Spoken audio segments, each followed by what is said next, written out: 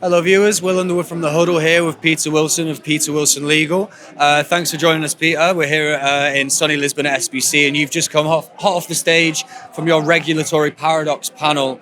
Just to intro us, could you give us a little bit of a reflection on the themes and topics of the panel you just discussed? So the theme of the panel was looking at the paradox or contradiction between the more you regulate gambling activity in a jurisdiction, and the more you try to protect players, then actually that tends to lead to an increase in the black market of unlicensed operators selling gambling services into that jurisdiction. So it's almost a contradiction in what you're trying to achieve. That was the theme of the panel, and it was the questions that started the panel were, have we got too much regulation? But that was only the start. So we developed the discussion, and I asked some questions such as, does it really matter?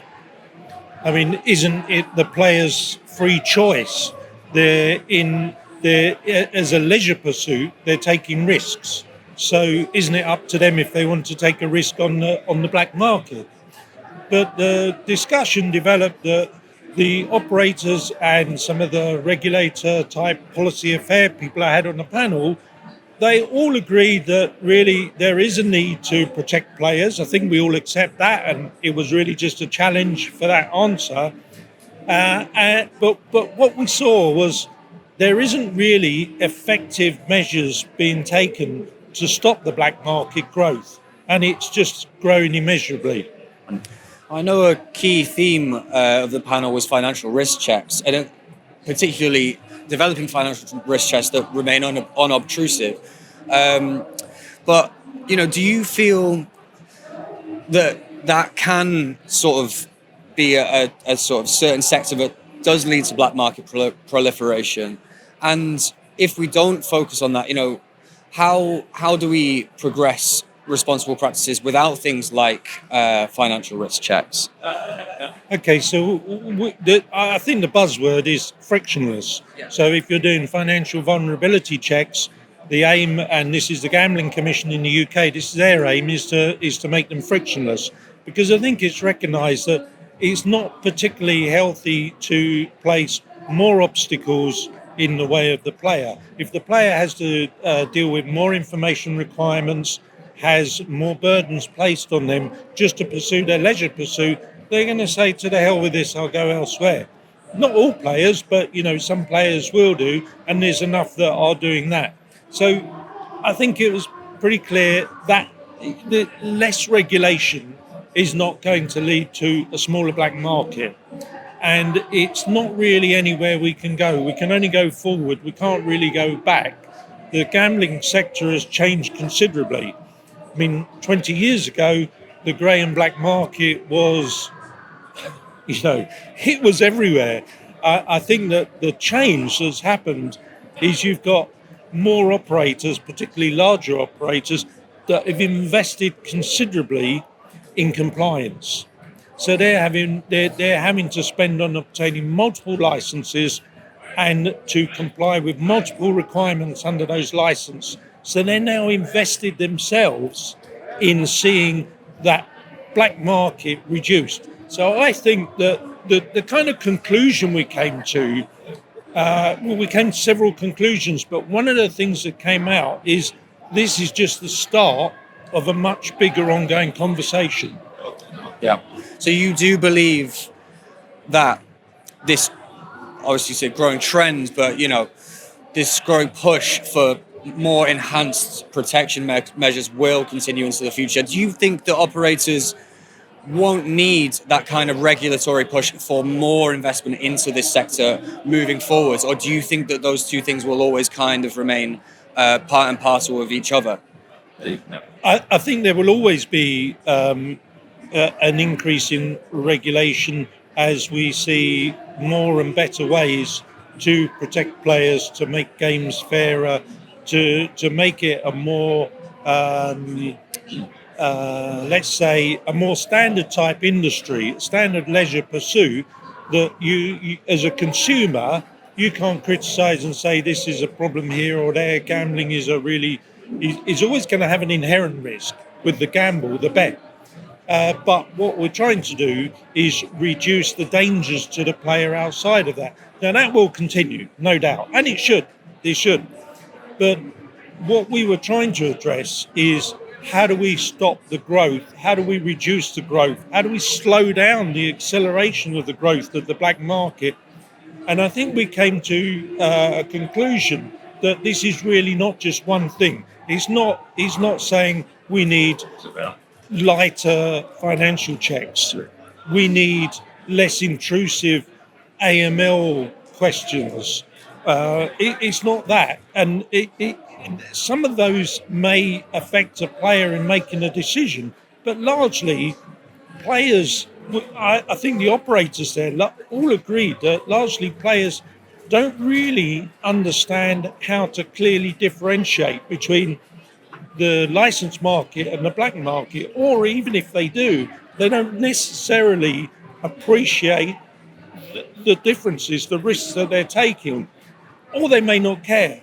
And I think one of the strands of thought that came out was that we need better player education.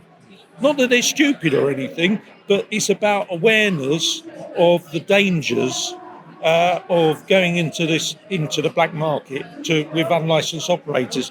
But that in itself will not be the solution. So we have regulators that have strict regulations and quite often spend a lot of their time and energy pursuing their own licensees for different infractions and punishing them heavily, whilst at the same time the black market is thriving and the measures taken there are often not very effective. So sending a cease and desist letter is very admirable, but it doesn't have legal standing. Cooperating with the search engines is effective, but it's one part of it. Blacklisting can be effective, but there again, VPNs can be used to sidestep that. So I think we agreed that there needs to be a tougher approach. There needs to be more actual enforcement, but the problems there are identifying who the operators are, getting to them when they're in certain offshore jurisdictions. And so we actually led to the point where we were discussing maybe we should have some sort of international organisation, maybe some special team in Interpol. Maybe once you put red notices on passports of people you identify running illegal sites and you start restricting their movements, you start restricting the payments. You're also educating and improving the players' awareness that a combination of these measures is likely to be more effective. And so that's why I say that's very ambitious. So that's why I say it's really only the start of the conversation. I have a question I want to ask. A lot of the time, I feel as though some operators, especially in opposition to enhanced regulation and particularly also raised taxes, will run to the argument that it will immediately lead to black market proliferation. Do you see any other, legitimate as this argument may be, do you see any other arguments as to why there shouldn't be enhanced regulation or raised taxes, as it sometimes feels like something of a get out of jail free card? Well, I think we also discussed on the panel, we also discussed it's a balance to be had. You can over-regulate. And if you do over-regulate, then you start having a negative effect. And so what that can lead to, and we're not talking about non-GamStop sites. We're not talking about, I don't think anyone would suggest we don't have a very effective and strong self-exclusion system. So I don't think anyone's saying about that. But if you do have a wider over-regulation, it can have a negative effect from what you're trying to achieve, because you're going to get people come into the market and they're going to be saying, well, to hell with that. I'm not going to invest the money in that. I want to invest my money on player acquisition, not on all this compliance. So I'm going to take the chance. Chances are I won't be caught. And if I am, maybe I get a fine. So the enforcement side is very important. And there are precedents where it can be effective, because the older members of the panel, like myself, can remember back to the Unlawful Internet Enforcement Act in the States. Enforcement Gambling Act, yeah, just trying to get it right. UEGA. We always used to call it UEGA. And that was when the US authorities took effective action against foreign gambling or online foreign gambling operators, and they effectively changed the market overnight. So they made arrests, they brought prosecutions, and I remember it was a watershed in the online gambling sector, and hundreds of operators moved out of the US market, and it never really changed in the same way until the US started regulating, where the reputable operators came back.